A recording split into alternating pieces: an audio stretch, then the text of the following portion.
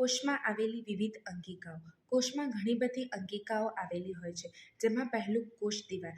કોષ દિવાલ એ કોષનું આસપાસના આવરણને કોષ દિવાલ તરીકે ઓળખવામાં આવે છે.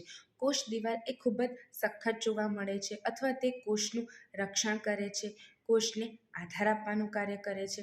આ ઉપરાંત તે પેક્ટિન, હેમિસેલ્યુલોઝ, સેલ્યુલોઝ, લિગ્નિન વગેરે જેવા દ્રવ્યોની બનેલી જોવા મળે છે. કોષરસ પટલ. કોષરસ પટલ એ કોષરસની બહાર આવેલા આવરણને કોષરસ પટલ કહેવામાં આવે છે. તે અત્યંત પાતળું જોવા મળે છે. તે પદાર્થના નિયમન અને આગમનનું નિયંત્રણ કરતું જોવા મળે છે. આ ઉપરાંત તે પસંદગીમાન પ્રવેશશીલ પટલ તરીકે પણ ઓળખવામાં આવે છે. ત્યારબાદ આવે છે ગોલ્ગી કાય.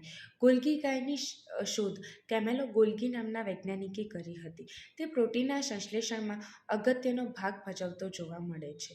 ત્યારબાદ આવે છે કણાભસૂત્ર. કણાભસૂત્રની ગેરહાજરી એ માનવના કોષોમાં જોવા મળે છે. તે લિપિડનું રૂપાંતર કરી અને કાર્બોદિત તથા કાર્બન ડાયોક્સાઇડમાં અને પાણીમાં રૂપાંતર કરે છે. આથી તે એટીપી ઉત્પન્ન કરવાનું કાર્ય કરતું જોવા મળે છે. તે શ્વસનનું મુખ્ય કાર્ય કરતી જોવા મળે છે. ત્યારબાદનું આવે છે કોષ કેન્દ્ર. કોષ કેન્દ્રમાં બે પ્રકારના રચના આવેલી જોવા મળે છે: કોષ કેન્દ્રિકા અને રંગતત્વ.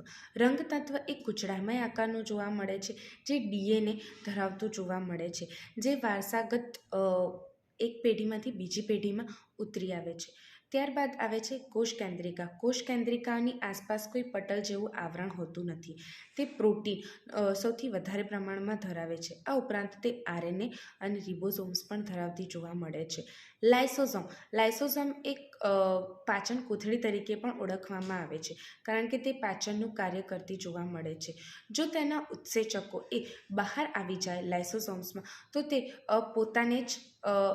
પોતાનો નાશ કરી દે છે. તેથી તેને આત્મઘાતી કોથળી તરીકે પણ ઓળખવામાં આવે છે.